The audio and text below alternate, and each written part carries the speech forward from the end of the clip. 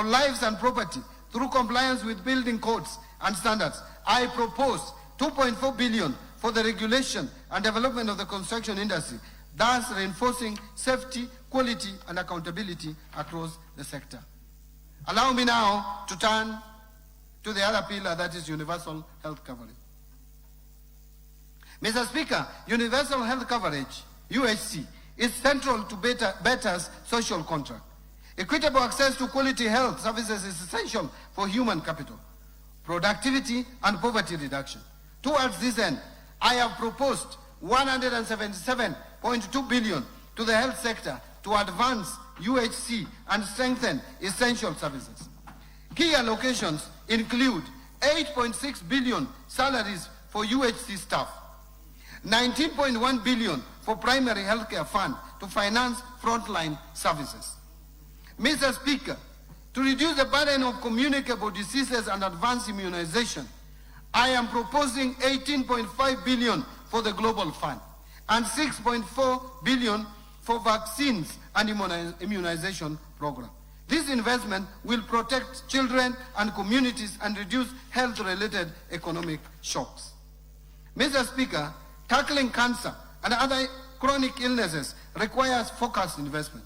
I propose 3 billion to the Emergencies, Chronic and Critical Illness Fund, 1 billion for construction of a cancer center at Kisii Level 5 Hospital, 300 million to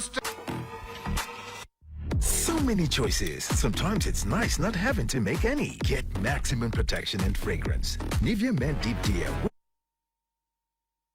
For the expansion of comprehensive cancer center at Kenyatta University Teaching Referral and Research Hospital.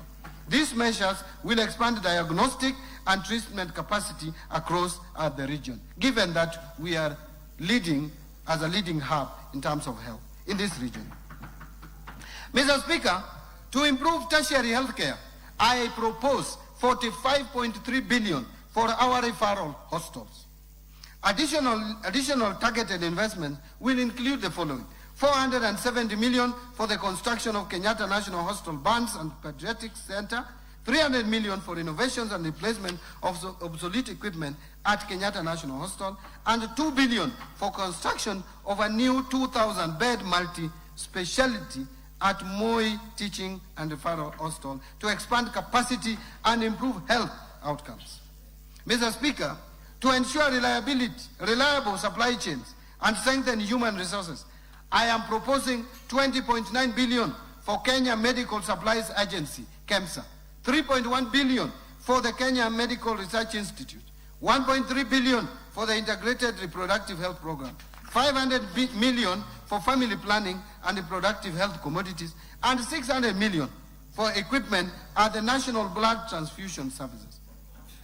Mr. Speaker, as a country, we value the services offered by our health workers. To build workforce capacity, I propose 9.3 billion for medical interns, 10.9 billion for the Kenya Medical Training College, and 3.2 billion and 396 million for stipend and medical insurance for community health promoters, respectively. Under digital superhighway and creative economy, Mr. Speaker, digital transformation is a strategic enabler for competitiveness in the fourth industrial revolution. Digital connectivity and literacy are essential for education, healthcare, finance, markets, public services, and emerging digital opportunities. Mr. Speaker, Kenya's creative economy, encompassing film, music, fashion, arts, medical, media, digital content, and design, has become a powerful engine for growth and youth empowerment. Investing in creative industries expands cultural exports and drives innovation. Mr. Speaker, to accelerate digital adoption and inclusion, I propose 8.6 billion Kenya shillings to this sector. And this will include 4.3 billion for Kenya Digital Economy Acceleration Project, 1.3 billion for maintenance and rehabilitation of national optic fiber backbone infrastructure, 528 million for maintenance and rehabilitation of last mile county connectivity, 309 million for government shared services, 382 million for the digital superhighway cybersecurity, 400 million for establishment of digital hubs, and 455 million for ICT infrastructure maintenance. Now let me move to infrastructure. Mr. Speaker, infrastructure is the backbone of economic transformation. It provides connectivity, energy, and water resources needed to power productive activities and sustain human settlement. By reducing transaction costs and opening markets, infrastructure investments deliver long-term value. Towards this end, I propose 220.4 billion for development of roads, including 44.3 billion to support construction of roads and bridges, 58 billion for rehabilitation of roads, and 118.1 billion for roads maintenance. This balanced mix supports connectivity, freight, efficiency, and long-term road preservation. Mr. Speaker, to expand railway transport, I propose 38.4 billion for railway projects. Additionally, Kenya shillings 400 million is proposed for the Kenya ferry ramp in Likoni, Mombasa. Additional 1 billion for development of public ferry landing ramps in Lake Victoria, including Mbita and Sena Islands in Suba North and West sub-counties of Homa Bay County, respectively. 150 million for acquisition of public ferry in Lake Victoria, completing the purchase of public ferry for use in Lake Victoria. And 582 million for Nairobi Bus Rapid Transport Project, which is a critical public transport investment that will reduce congestion and enhance mobility. Mr. Speaker, reliable, affordable energy is vital for industry and households.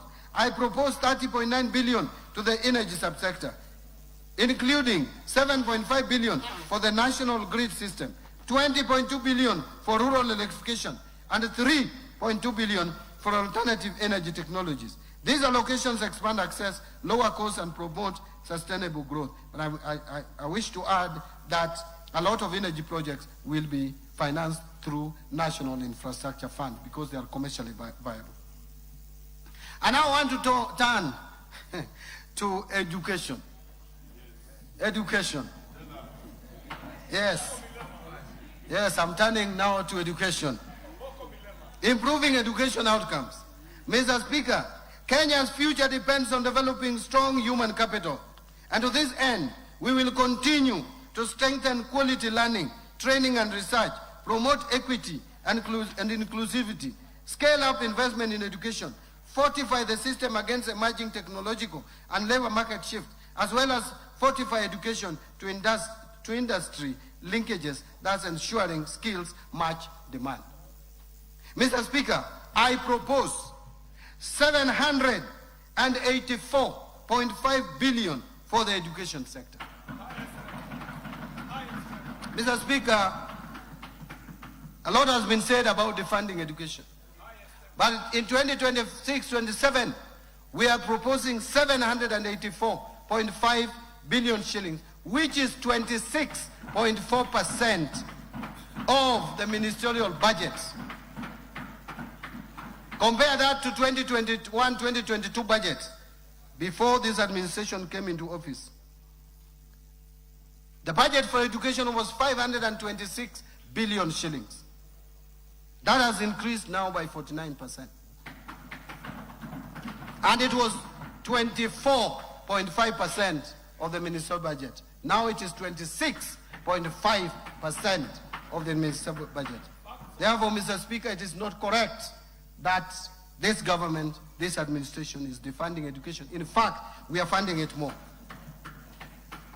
So this 784.5 billion includes Kenya shillings 424 billion to Teacher Service Commission for payment of our teachers. And that has moved from 290 billion in 2022 to now 421 billion shillings. Basic education is now 136. I'm proposing 136.6 billion. Compare that to 107 billion in 2022. 163.9 billion for higher education, which was 105 billion in 2022. 1.3 billion for science, innovation and research, and 58.5 billion for technical, vocational education and training. This comprehensive allocation safeguards service delivery and expands opportunities across the learning continent. Mr. Speaker, within this funding to the education sector, I propose 7 billion for free primary education, 54.6 billion for free day secondary education, and 30.7 billion for junior secondary school capitation. Those two lines, the free day secondary education 54.6 plus junior secondary education of 30.7 adds to a total of 85.3 billion. What was it in 2022? In 2022, it was 62.4 billion shillings. I also propose 9.9 billion for administering national exams, and that is in addition to what we have just provided before the end of this year to pay the arrears of 1.5 billion to teachers. So teachers who marked exams, they will be paid before the end of this financial year, 1.5 billion. 3 billion for school feeding program. Again, this school feeding program in 2022 had 2.2 billion. Now it is 3 billion.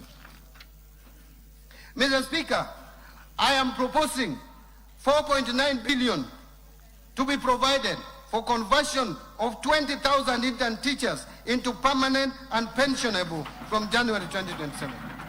Further, the newly recruited 24,000 intern teachers will be converted into permanent and pensionable terms in July 2027. In this respect, I am proposing an allocation of 8.2 billion for intern teachers to address staffing gaps and improving learning outcomes. Mr. Speaker, this government, by the time we reach next year, we will have employed 116,000. If you put it in terms of averages, over 20,000 teachers per year. There is no any other government that has ever employed more than 10,000 teachers per year. This government is employing on average 20,000 teachers per year. Mr. Speaker, to improve learning environment and skills training, I am proposing 4.1 billion for primary and secondary school infrastructure and 2.1 billion for construction and equipping of TVET centers, 7.1 billion for the Kenya Primary Education Equity and Learning Program, and 4.7 billion for Kenya Secondary Education Quality Improvement Project. Mr. Speaker, further investments in this sector include the following: 56.3 billion for Higher Education Loans Board for provisional loans to university and TVET students. And how much was it in 2022? 15.39. It has moved from 15.39 to 56.3 billion in this financial year. There is additional 30.9 billion for university scholarships. There is also 9.2 billion dedicated specifically for TVET scholarships, and 6.7 billion for CBA arrears for universities and 2021-2022 CBA, and another 5.9 billion for ongoing projects in universities across the country, measures that expand access and strengthen human capital for a competitive economy. Mr. Speaker, let me talk now or speak to supporting manufacturing for job creation. Mr. Speaker, manufacturing is a linchpin for structural transformation. We will therefore continue to strengthen local value chains, deepen backward and forward linkages, and enhance competitiveness in domestic and export markets. And economic transformation. These measures will deepen industrial clustering and create high-quality jobs. Mr. Speaker, I further propose 500 million for Coffee Cherry Revolving Fund, 2 billion for coffee debt waivers, and 2.7 billion for sugar sector reforms in order to stabilize key agricultural and industrial value chains and protect livelihoods. Mr. Speaker, to prepare our youth for industry needs, I propose Kenya shillings 500 million for construction of industrial research laboratories that will foster innovation, internship, and industry academia collaboration. Now, improving security, which is of concern to all of us. Mr. Speaker, a safe and stable environment is indispensable for investment, trade, and economic growth.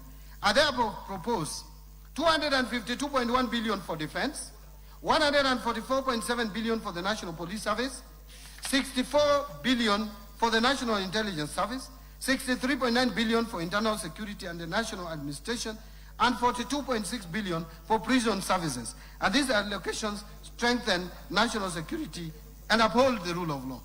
Specific security interventions or investments include 13 billion to cater for leasing of police motor vehicles, 7 billion for police modernization program, 1 billion for construction and modernization of national forensic facilities. I have also proposed 3.9 billion for stipend to village elders for the first time, something that has been talked about for years, to enhance local administrative capacities, to appreciate. Thank you very much. Mr. Speaker, let me repeat. I have also proposed 3.9 billion for stipend to village elders to enhance local administrative capacities and to appreciate and recognize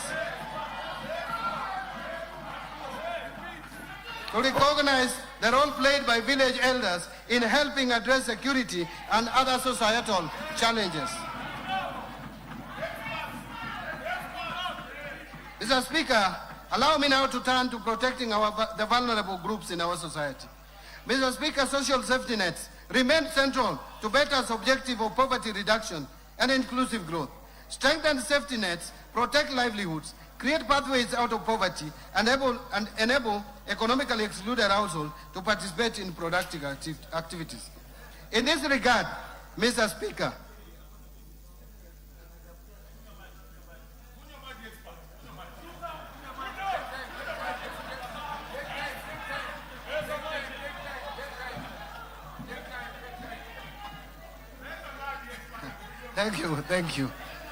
Thank you, Mr. Speaker. In this regard, I propose 41.8 billion to protect the vulnerable Kenyans, including 24.6 billion for cash transfers to the elderly persons, 8.9 billion for cash transfers to orphans and vulnerable children, and 1.5 billion for cash transfers to persons living with severe disabilities. These measures provide immediate relief and sustain basic consumption.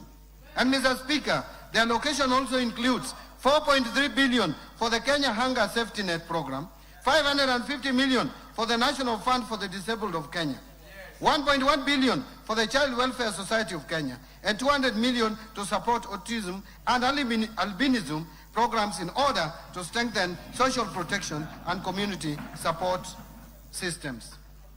Under equity, poverty reduction, women and youth empowerment. Mr. Speaker, anchored on the Kenya Young People's Agenda, we are funding key government interventions that will equip young youth with entrepreneurial and life skills, promote local and international employment, and unlock opportunities for youth-owned MSMEs.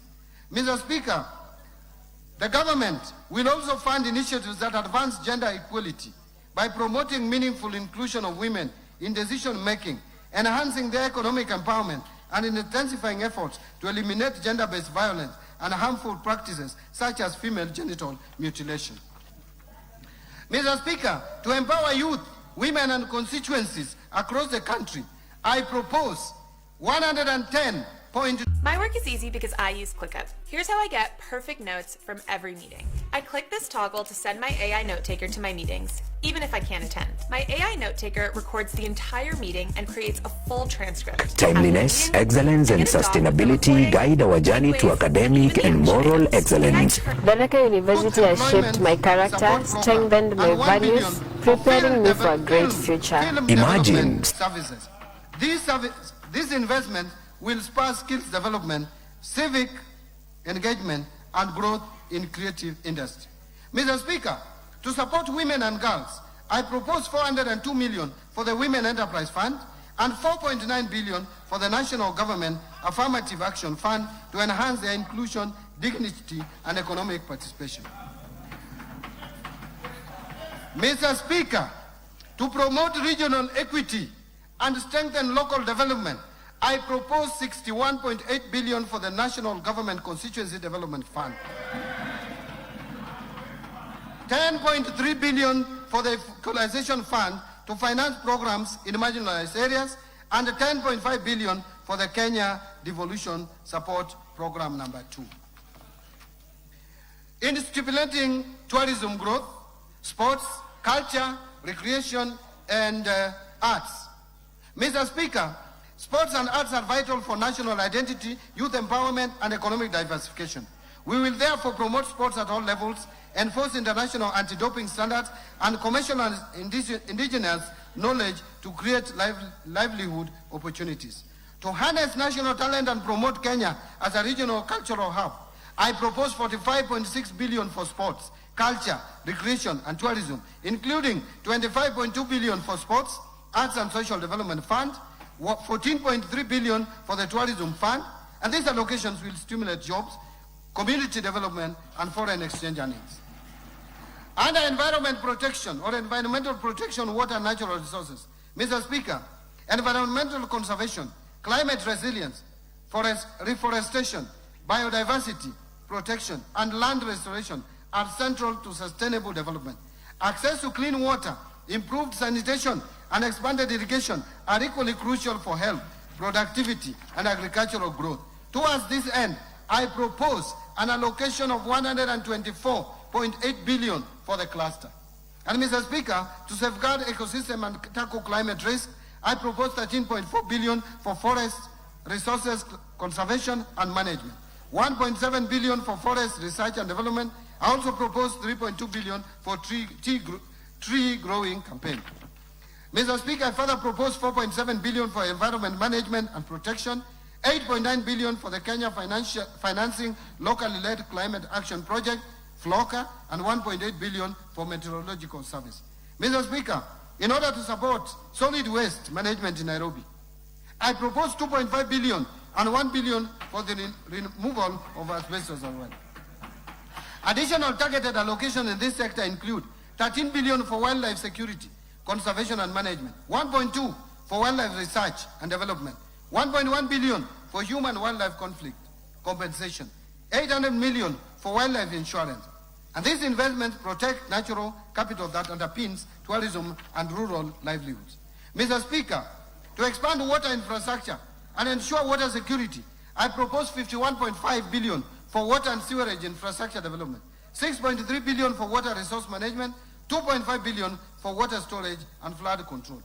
Mr. Speaker, to promote irrigation development in the country and reduce reliance on rain-fed agriculture, I propose 1.1 billion for irrigation and drainage development, 1.8 billion for large-scale commercial irrigation development, 3.3 billion for community-managed irrigation development, 3 billion for public irrigation schemes, 1.6 billion for revitalization of irrigation in asal areas, and these allocations will improve access, productivity, and resilience in agriculture and settlement.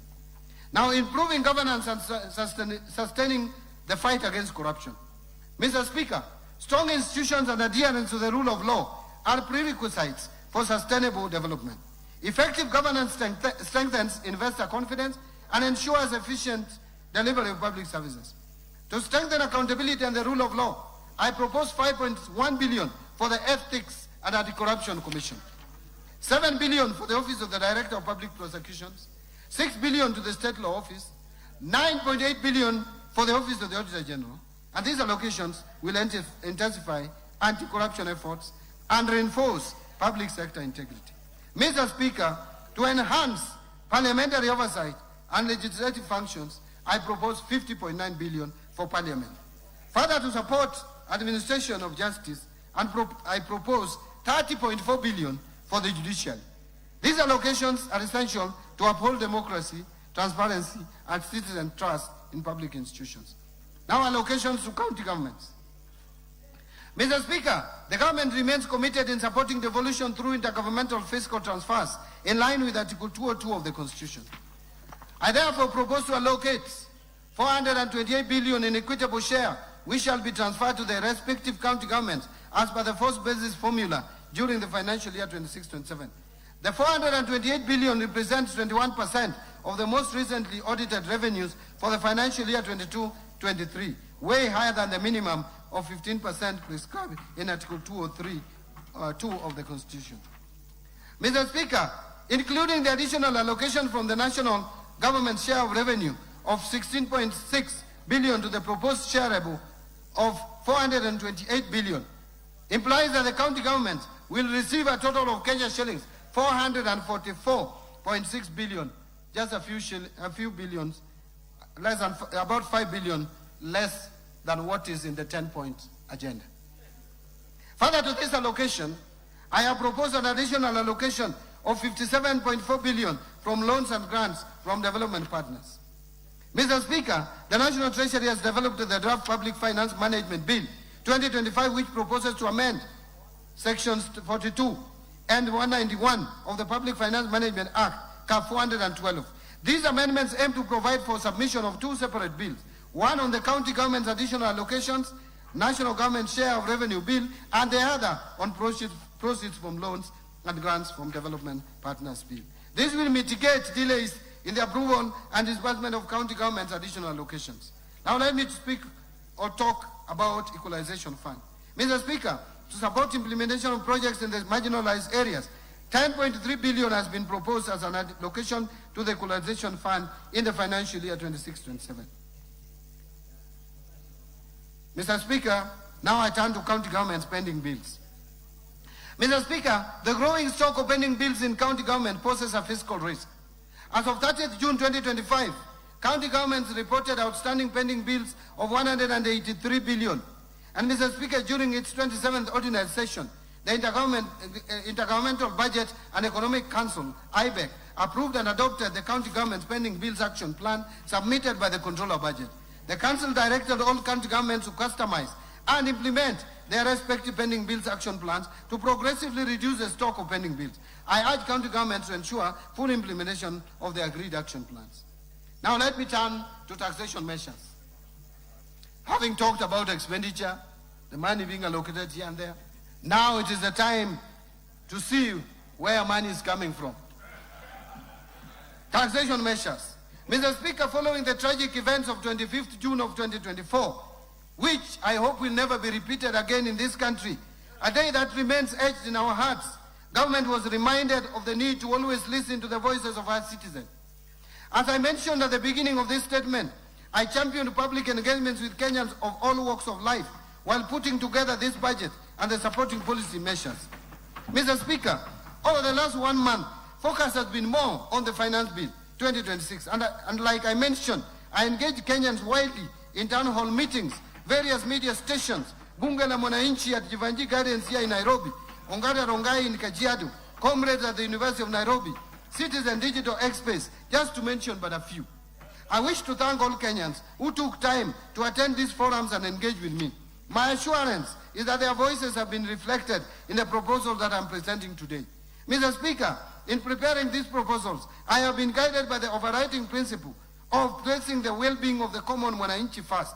In this regard, I have deliberately chosen not to introduce new taxes or increase tax rates that would further overburden the hardworking Kenyans and their families. Instead, the measures are focused on reforms that improve efficiency in tax collection, create a fairness in the tax system, and broaden the revenue base without burdening the Mwananchi. Mr. Speaker, allow me to share a striking reality. Today, only 3.1 million working Kenyans contribute to pay as you earn. Yet, millions of other Kenyans that make money in our economy do not contribute to the taxes we collect. Many of these people have been filing nil returns year after year. The burden of developing this country has therefore been on a few of us. And Mr. Speaker, that this must change. We shall continue to broaden our tax base, a process that will help us lower tax rates to ease burden on the few that are tax compliant. Mr. Speaker, to support financing of the 2026-27 budget, I will today present highlights of two sets of proposals. The first set of proposals relates to custom measures agreed upon by the East African Community Ministers, Cabinet Secretaries responsible for finance and economic affairs during this year's pre-budget consultations held in Arusha, Tanzania on 15th May 2026, and which we will conclude this coming weekend. The measures agreed upon target to support local manufacturing, promote value addition, strengthen industrial competitiveness, enhance food security, protect jobs, and align the regional tariff structure with Kenya's economic development projects. The second set of proposals are contained in the Finance Bill of 2026. These measures are guided by three key principles. First, efficiency, to ensure tax collection is done with minimal leakages and ease compliance. Second, fairness, to ensure that the tax burden is shared equitably among all. And third, simplicity, to ensure that compliance with tax laws is straightforward, transparent, and predictable for all Kenyans. Mr. Speaker, the measures I present today, majority of which are targeted to simplify tax compliance and strengthen tax administration, are expected to yield an additional Kenya shillings 98.9 billion in terms of revenues. So let me turn to custom measures. Mr. Speaker, allow me to express my sincere appreciation to this House for the approval granted to the custom measures on 8th of May 2026, which are subsequently presented during the pre-budget consultations held in Arusha, Tanzania on 15th May of 2026. I wish to inform this House that all those measures were subsequently adopted by the East African Community Ministers, Cabinet Secretary responsible for finance and economic affairs. These measures will take effect from 1st July 2026. I will now highlight some of them. Mr. Speaker, high production costs continue to constrain growth and competitiveness of local industries, particularly where manufacturers rely on imported inputs that are not available locally. To lower the cost of production for our local industries and make locally produced goods affordable, Kenya secured an approval at the region to continue applying a 0% duty remission on selected inputs used in manufacture of pharmaceutical products, roofing materials, automotive parts for vehicles and motorcycles, and cold rooms for preservation, leather processing, and the assembly of smart mobile phones, laptops and tablets. Kenya also secured approval to continue applying a duty remission rate of only 10% on selected inputs used in furniture and door manufacturing, as well as completely knocked down kits for assembly of motorcycles. Through these measures, jobs created by the industries in these categories remain protected to support livelihood of our people. Mr. Speaker, food security is one of the pillars under the bottom-up economic transformation agenda, and therefore remains a national priority. To support affordability of food and animal feeds by Kenyans, Kenya was allowed to continue importing wheat at a duty remission rate of 10% instead of the common external tariff rate of 35%. Continue importing imports for manufacture of animal feeds. I want to repeat. Continue importing inputs for manufacture of animal feeds duty-free under the East African Community Duty Remission Scheme, and apply a 0% import duty on dates consumed by our Muslim brothers and sisters during the period of Ramadan in 2027. Kenya also secured approval to continue applying an import duty of 35% or US dollars 200 per metric ton, whichever is higher, on imported rice instead of the common external tariff rate of 75% or US dollars 345 per metric ton. Mr. Speaker, to promote value addition of products locally grown by our farmers, Kenya was allowed a stay of application of East African Community common external tariff rates and apply a duty rate of 35% or equivalent specific duty rate on selected processed food products, including preserved vegetables, peas, sweet corn, tomato products, sauces, jams, edible oils, malt extract, and other prepared food products. This will cushion the local industries from imported products and make Kenyan products more competitive in the domestic market. Protect these agro-based industries, thus safeguarding income of our farmers and the local jobs created in the agro-processing value chain. Mr. Speaker, to protect local manufacturers in the textile, apparel, leather, and footwear sectors, and the many jobs in these industries, Kenya was granted an extension of a stay of application of EAC common standard tariff and apply higher duty rates ranging between 25% and 35% on imported textiles, apparel, blankets, bed linen, carpets, tarpaulins, leather products, and worn clothing, while maintaining 0% duty remission on selected inputs for leather processing. Mr. Speaker, to strengthen digital connectivity and part of the digital superhighway pillar of BETTER, the local assembly of smart devices remains a key priority. Expanding access to affordable smart telecommunication devices will enable more Kenyans participate in the digital economy and benefit from emerging opportunities in business and innovation. With this in mind, Kenya requested and was granted a 0% duty remission on inputs used in the assembly of smartphones, laptops, and tablets. Additionally, optical fiber cables and recorded software products will be imported at a higher tariff rate of 10% instead of the ESC common external tariff rate of 0%.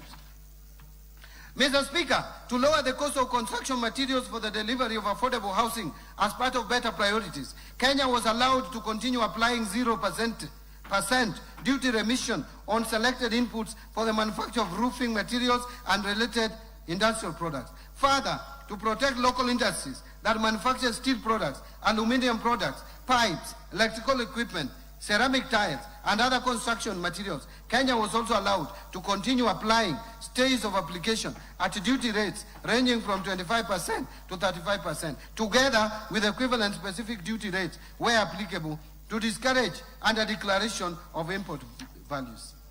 Mr. Speaker, given the limited fiscal space, Kenya continues to explore alternative financing models, particularly the public-private partnership arrangements in developing infrastructure projects. With this in mind, Kenya was granted a stay of application of the common tariff and apply a 0% import duty on goods, materials, and equipment imported for use in the PPP projects.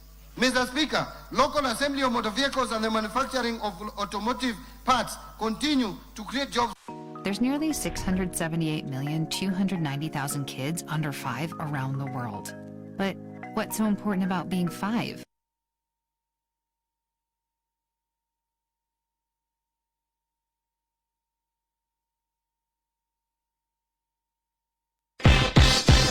Kutoka kaunti ya Tharaka Nithi, Meru, Embu, Isiolo hadi Kitui. Unatupata kupitia mita bendi ya 98.8. Tharaka University FM. Sauti ya jamii. Manufacture of automotive parts. Mr. Speaker, to support local manufacturing of paper and paper products, Kenya was allowed to continue applying stays of application at a rate of 35% on craft paper tax compliance and create fairness within the tax system. Under income tax, Mr. Speaker, currently certain corporate restructurings, such as mergers, amalgamations, or internal reorganizations are exempt from capital gains tax. To encourage the establishment and growth of real estate investment trusts, the bill is proposing to extend the exemption to qualifying property transfers into approved real estate investment trusts to avoid selective treatment or application. Mr. Speaker, to promote fairness, improve consistency within the tax system, and support investment in the petroleum sector, the bill is proposing to reduce the corporate tax rate applicable to non-resident petroleum contractors to 30% from 37.5%. This will harmonize with the rate that is applicable to other non-resident companies. The bill further clarifies that repatriated income earned by non-resident petroleum contractors will be subject to tax at the rate of 15%, consistent with the treatment applicable to other non-resident persons operating in Kenya. Mr. Speaker, the current framework for taxation of trusts is complex and may create uncertainty in the taxation of trust incomes and distribution. To improve clarity and align the framework with the international best practices, the bill is proposing to introduce a single point taxation system at the trustee level and removes the risk of double taxation for beneficiaries, thereby improving compliance and reducing opportunities for tax avoidance. Mr. Speaker, the bill does not propose to increase monthly income tax. I wish to state that. On the contrary, the bill is proposing a simplified tax framework for non-resident persons who earn monthly rental income in Kenya but do not pay tax on that income. In this case, therefore, non-resident landlords will be required to register and account for tax directly, especially where the property is not managed through a property agent, while preserving the existing withholding tax framework where non-residents are currently complying with their tax obligation. Mr. Speaker, this proposal will not result in higher rent or additional burden on existing tenants that reside in properties owned by non-residents. Mr. Speaker, currently any persons making payments to non-resident ship owners and charterers are required to withhold and remit tax on shipping income. This has affected compliance, particularly where persons producing shipping services are not aware of the withholding obligations. To simplify the administration of the tax and provide greater certainty in its collection, the bill is proposing to place the responsibility for payment of the tax on resident shipping agents and provide a clear timeline for remittance being within 5 days after receipt of payment or before the ship leaves the port of landing, whichever is earlier. Mr. Speaker, currently the deadline for filing tax returns is 30th June of every year for all categories of income, which leaves no room for verification and validation of filed returns before the commencement of another financial year. To provide sufficient time for verification and validation of returns, I propose revisions to the timelines for filing individual income tax returns. Under the proposal, taxpayers with nil returns will be required to file within 1 month after the end of the year of income, because they have nil returns anyway. While taxpayers whose income is fully taxed at source, including persons earning employment income only, will file within 4 months after the end of the year of income. All other taxpayers are required to file their return by 30th of June every year. All businesses will still continue to file their returns by 30th of June every year. So it is not true that we are reducing for everyone, making filing returns complicated. Mr. Speaker, currently gains arising from offshore transfers where the value of the transferred shares is derived from assets located in Kenya are not taxed. To ensure that gains derived from Kenya assets remain taxable in Kenya, irrespective of how the transaction is structured, the bill therefore proposes to amend the Income Tax Act to ensure that all gains from transfer of assets located in Kenya get same tax treatment irrespective of the location of the beneficial owners. Mr. Speaker, when companies make profits, those profits should find their way back to shareholders within a reasonable time. Currently, some companies have been holding back their profits indefinitely, simply to defer paying dividend tax. This is a loophole that needs to be addressed. In order to provide greater certainty in the application of the deemed dividend provision, which is already in law, and discourage indefinite retention of profits solely for purpose of deferring dividend taxation, the bill is proposing to introduce a minimum deemed dividend distribution threshold of 60% of undistributed income. Mr. Speaker, rapid advances in technology have transformed the way businesses make payments, distribute software, and provide services across borders. However, the current Income Tax Act provisions do not clearly address the tax treatment of certain payments arising from software distribution arrangement, payment card schemes, payment processing system, and related digital platform. This has created uncertainty and disputes regarding the taxation of interchange fees, merchant service fees, and other payments made for access to this system. The bill therefore proposes amendments to clarify the definition of management of professional fees and royalties in order to provide a clear legal framework for taxation of such payments and reduce opportunities for revenue leakage. Mr. Speaker, gambling activities have grown significantly in recent years, particularly through digital platforms. While these are legitimate activities, winnings from gambling are income, and like any other income, they should be taxed. The bill therefore proposes to introduce withholding tax on winnings, lotteries, and prize competitions. Mr. Speaker, the scrap metal trade is a significant economic activity that supports the livelihood of many Kenyans. To improve traceability of transactions and strengthen compliance for scrap metal trade, The bill proposes to introduce a withholding tax on incomes earned from the sale of scrap metal at a low rate of 1.5% of the gross amount paid. Mr. Speaker, currently payments made by the national carrier to non-resident service providers are exempt from payment of withholding income tax, while similar payments when made to residents are taxed. To promote fairness and ensure consistent tax treatment between resident and non-resident service providers, the bill proposes to remove the exemption from withholding tax on payments made by the national carrier to non-resident service providers. Value-added tax, VAT. Mr. Speaker, I will now turn to the proposed amendment to the value-added tax. Mr. Speaker, dialysis remains a life-sustaining treatment for many Kenyans living with kidney disease. Yet the cost of essential renal treatment equipment continues to place pressure on households and healthcare providers. The bill therefore proposes to exempt dialyzers, which is a critical life-saving component for patients experiencing kidney failure, from VAT to reduce their cost and make renal treatment affordable. Mr. Speaker, the government recognizes the important role that trade is in used clothing and footwear, commonly known as mitumba, continues to play in supporting livelihood and affordable access to clothing across the country. To simplify compliance, the bill proposes to charge VAT at the point of importation, while subsequent domestic sales of worn clothing and worn footwear will be exempt from VAT.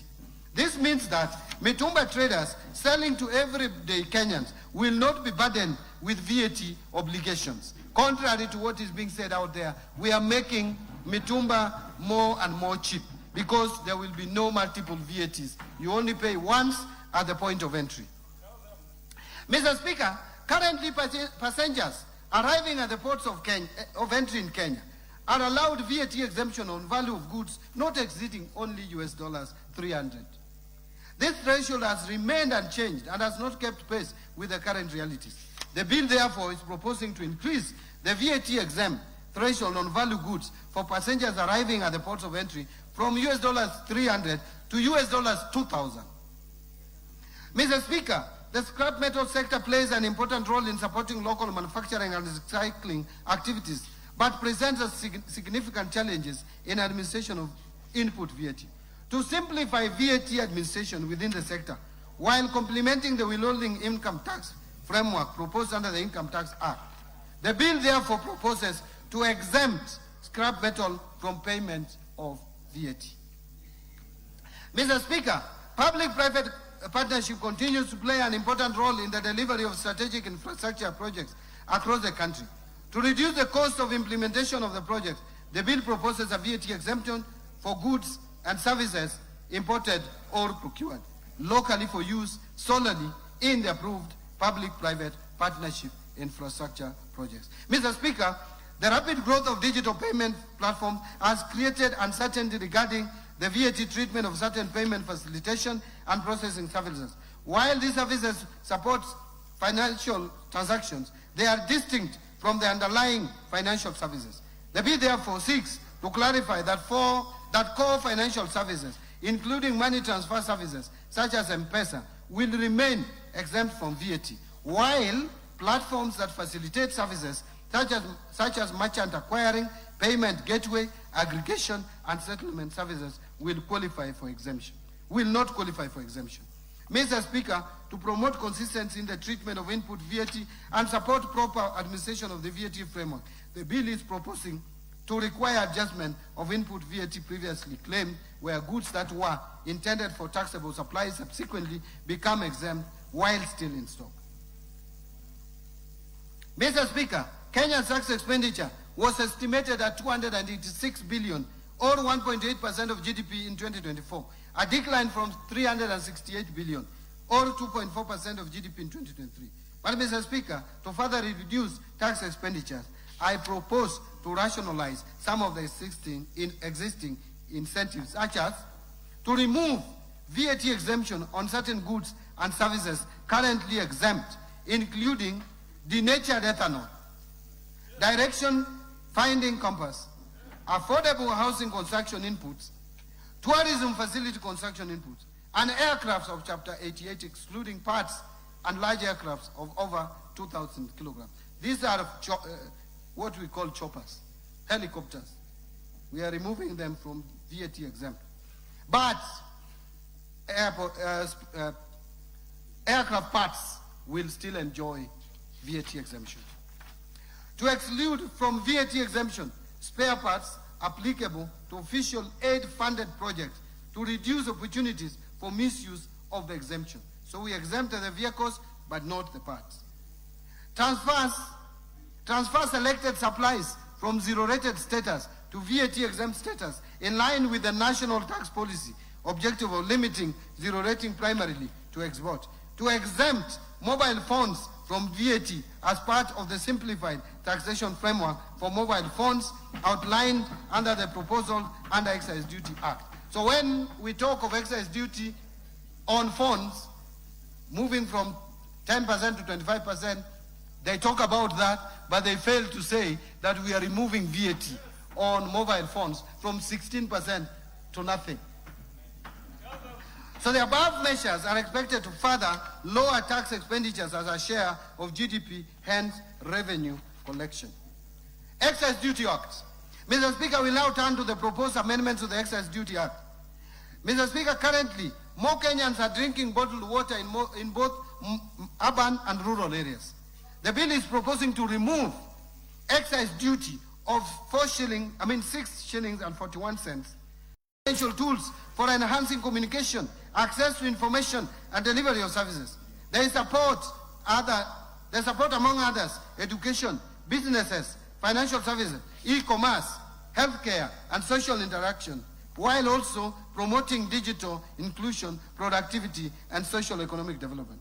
Mr. Speaker, to further encourage use of mobile phones in the country, the bill is proposing to simplify taxation of mobile phones by replacing the existing multiple taxes and levies with a single excise duty charged at the rate of 25% at the point of activation on any telecommunications network. This measure will lower the prices of mobile phones in the country. I heard another leader saying 25%, but I'm asking, why is he complaining about 25%? Does he want us to remain at 55.5%? Because that is the rate as at today.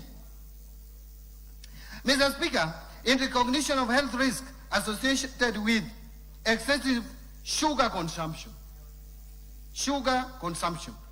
the bill proposes to increase excise duty on sugar-sweetened beverages from 14 shillings per litre to 20 shillings per litre. Mr. Speaker, in support of public health, the bill also proposes to adjust excise duty rates on other manufactured tobacco and tobacco substitute, tobacco extracts, and essences from 11,382 per kilogram, shillings per kilogram, to 12,550 per kilogram. While the excise duty rates applicable to cigars, churros, cigarillos, I don't consume this, so I have difficulty in reading, containing tobacco or tobacco substitutes, will be adjusted from 16,260 shillings per kilogram to 18,000 shillings per kilogram. I don't know whether Honorable Mboko knows about this more than I do. Mr. Speaker, betting or horse trading is currently exempt from excise duty. In order to create fairness in the taxation of betting and gaming activities, the bill is proposing to remove this exemption. Further, to expand the scope of taxation, the bill proposes to amend the definition of gaming wallets to include land-based betting and gaming activities. Mr. Speaker, to promote fairness and consistency in the taxation of similar products, the bill is proposing to harmonize excise duty treatment within the alcoholic beverages sector by removing the preferential excise duty rate of Kenya shillings 10 per centiliter of pure alcohol for alcoholic beverages manufactured by small independent brewers. Mr. Speaker, in the Finance Act of 2025, excise duty rate for undenatured extra neutral alcohol supplied to licensed manufacturers of spiritual. Choose from thousands of realistic voices to use in your content.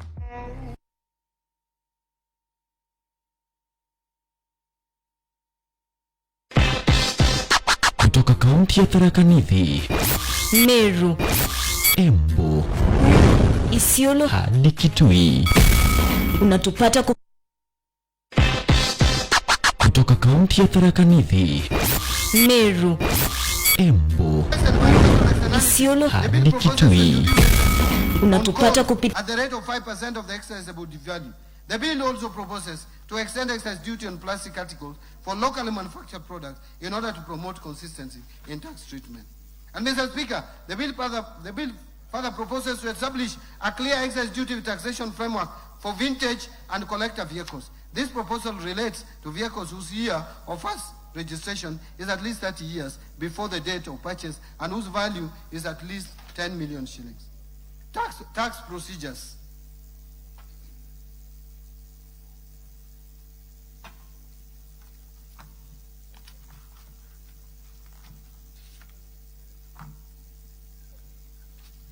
Mr. Speaker, I have about 30 more pages. Nobody's complaining. Looking at the time. Now, on Tax Procedures Act, Mr. Speaker, the proposed amendments to the Tax Procedures Act seek to strengthen tax administration, improve compliance, support digitization, and make it easier for taxpayers to meet their obligations. Mr. Speaker, currently, foreign investors are required to obtain KRA PIN before opening Central Depository and Settlement Corporation, that is CDSC, accounts to participate in trading in the Nairobi Securities Exchange. In order to improve the attractiveness of Kenya's capital markets to foreign portfolio investors, the bill proposes to exempt foreign investors from the requirement to obtain KRA PIN solely for purposes of opening Central Depository and Settlement Corporation accounts. Mr. Speaker, income earned by non-resident investors from investment in the Nairobi Securities Exchange is subject to withholding tax as a final tax, and they are not required to file annual income tax returns. Mr. Speaker, I am grateful that this House approved the Virtual Asset Service Providers Bill of 2025 that was subsequently enacted in 2025.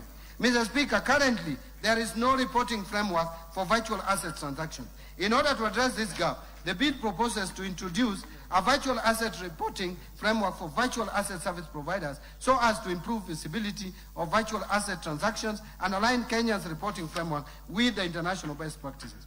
Mr. Speaker, to simplify compliance, reduce filing errors, and improve efficiency in tax administration, the bill proposes to amend the Tax Procedures Act to provide for pre-populated tax returns using information already available to the Kenya Revenue Authority. And under this amendment, taxpayers still retain the right to review, confirm, or amend the information before submitting their returns. Mr. Speaker, to strengthen the integrity of the tax system and prevent tax arrangements designed primarily to obtain a tax benefit while preserving fairness for compliant taxpayers, the bill is proposing introduction of a general anti-avoidance rule applicable across tax laws. Mr. Speaker, the Tax Procedures Amendments Act of 2024 provided for a tax amnesty on penalties, interest, and fines for taxpayers on tax liabilities accrued up to 31st December 2023. This facilitated taxpayers to clear principal tax liabilities to government. In order to encourage settlement of existing tax liabilities by more taxpayers, this bill is proposing a 6-month amnesty beginning 1st July 2026 for tax liabilities accrued up to 31st December 2025. Under this amnesty, taxpayers who settle the principal tax due within the amnesty period will qualify for waiver of the related penalties, interest, and fines. Mr. Speaker, to support faster resolution of system-related issues and improve taxpayer confidence in digital tax administration, the bill proposes to allow for waiver of penalties and interest by the Commissioner up to a specified threshold of 2 million arising from electronic tax system errors. Mr. Speaker, to improve continuity of tax records and simplify compliance for reinstated entities, the bill proposes to provide for automatic reinstatement of a personal identification number where the registered company or other entity is restored to the official register. Mr. Speaker, to improve efficiency in tax administration, the bill is proposing to allow tax assessments to be issued based on information lawfully available to the Commission. Mr. Speaker, to further line enforcement of tax compliance, the bill is proposing to amend the Tax Procedures Act to clarify that enforcement of tax collection when a tax appeals tribunal or a court judgment on a tax dispute is in favor of the commissioner shall only be suspended where a stay order has been granted. Mr. Speaker, to lower compliance costs and simplify customs clearance procedures, the bill is proposing to remove the requirement for importers to present certificates of origin where such certificates are not necessary for purposes of claiming preferential tariff treatment. Now let me turn to Miscellaneous Fees and Levies Act. Mr. Speaker, under the Miscellaneous Fees and Levies Act, the bill proposes to rationalize the application of import declaration fee and railway development levy exemption on aircraft by limiting the exemption to aircraft parts and large aircraft used for commercial air transport. This measure is intended to better target the exemption while supporting Kenya's position as a regional hub for aircraft maintenance and aviation services. Mr. Speaker, the bill is also proposing amendments to clarify the application of customs procedures to all fees and levies imposed under the Miscellaneous Fees and Levies Act. These measures are intended to improve administration and support prudent fiscal management. Mr. Speaker, to support the growth of real estate investment trust market and development of Kenya's capital markets, the bill proposes to exempt from stamp duty transfers of beneficial interest in property into approved real estate investment trust. This measure complements the proposed amendments under the Income Tax Act on exemption of real estate investment trust from capital gains tax. Mr. Speaker, in line with the proposed simplified framework under the Excess Duty Act on mobile phones, the bill is proposing to exempt imported mobile phones from imported declaration fee and railway development levy, another benefit that is not being talked about by naysayers of the bill. Mr. Speaker, to increase resources available for road maintenance while ensuring that existing annuity obligations continue to be met, the bill proposes amendments to the Road Maintenance Levy Act to reduce the allocation to road annuity fund from 3 shillings per litre to 1.5 shillings per litre of fuel. And this reduction of 1 shilling and 50 cents per litre of fuel will be allocated to road maintenance levy funds. Mr. Speaker, let me now conclude. Mr. Speaker, as I conclude, I want to underscore that we have navigated a period of extraordinary challenge, yet the economy has held firm. Kenyans have demonstrated remarkable resilience and patience, and this government has remained steadfast in its commitment to deliver on the promises of the bottom-up economic transformation agenda at the most difficult period in the history of this country. Mr. Speaker, this budget was carefully crafted against a backdrop of limited fiscal space and competing priorities. It reflects prudent choices and disciplined fiscal management while directing resources towards programs and interventions that will have the greatest impact on the lives of ordinary Kenyans while staying firmly on course with our fiscal consolidation plan. Mr. Speaker, the reforms I have outlined today are designed to cushion our citizens, strengthen economic resilience, and lay the foundations for sustainable growth and transformation. They will stimulate job creation, ease the cost of living, and accelerate economic transformation of our people, that our people deserve. Mr. Speaker, this budget is deliberate, decisive, and targeted. It channels scarce resources to where they catalyze the greatest economic and social returns. To smallholder farmers and pastoralists, to MSMEs and youth, to health and education, to infrastructure that connects markets, and to institutions that uphold the rule of law. Every allocation is chosen to multiply employment, protect the vulnerable, advance equity, and unlock private investment. By prioritizing inclusive bottom-up growth, we will not only sustain recovery, but accelerate shared prosperity across Kenya. This is therefore a budget for Mwananchi. This is a budget for the people. I call upon honorable members and all Kenyans to stand behind its implementation as we work together with purpose and resolve towards our shared prosperity. Together, we can translate these investments into jobs, higher incomes, and a better future for every Kenyan.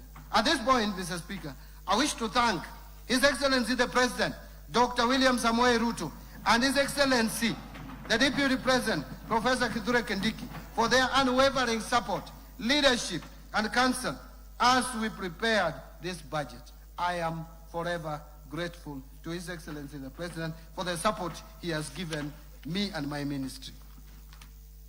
I am also greatly indebted to the Prime Cabinet Secretary, the Attorney General, my fellow Cabinet Secretaries, all the Principal Secretaries, accounting officers, and all personnel across government ministries, departments, and agencies who have diligently contributed to the development of financial year 26-27 budget.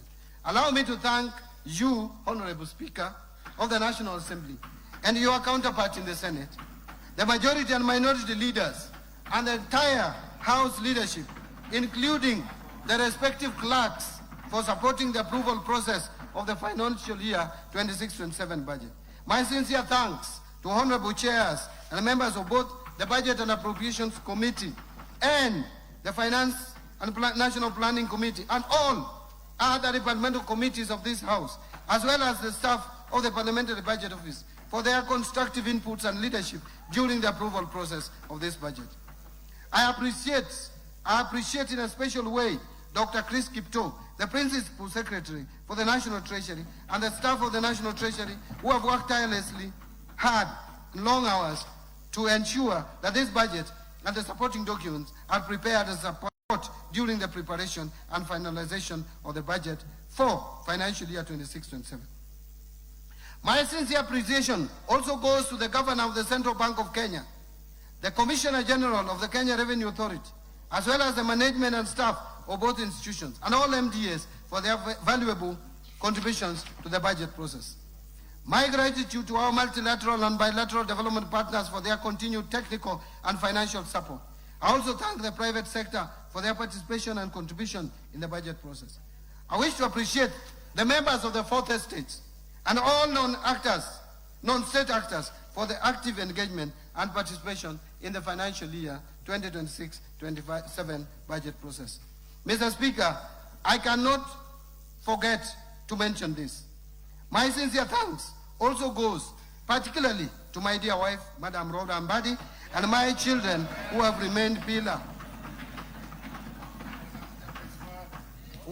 my pillar. In the course of the year, calls of duty would be challenging, but when I got home, I felt relaxed among them. I will forever be grateful for their support, inspiration, and prayers as I executed my duties at the National Treasury. Finally, Mr. Speaker, I wish to thank Kenyans from all walks of life who gave their suggestions and proposals throughout the budget-making process. Thank you, and may God bless Kenya. Thank you. Thank you. Mr. Speaker. Yes, go on. Mr. Speaker, before I resume my seat, you will recall that I have already submitted to this House the budget estimates and the Finance Bill 2026, together with the accompanying documents as required by the Public Finance Management Act, CAP 412A. Today, I further submit the following documents to this August House and request that you graciously receive them. Number 1, budget statement for financial year 26-27. Number 2, the 2026 budget policy statement. Number 3, estimates of revenue, grants and loans for the financial year 26-27. Statistical annex to the budget statement for the financial year 26-27. Thank you, Honorable Speaker. Thank you, honorable members.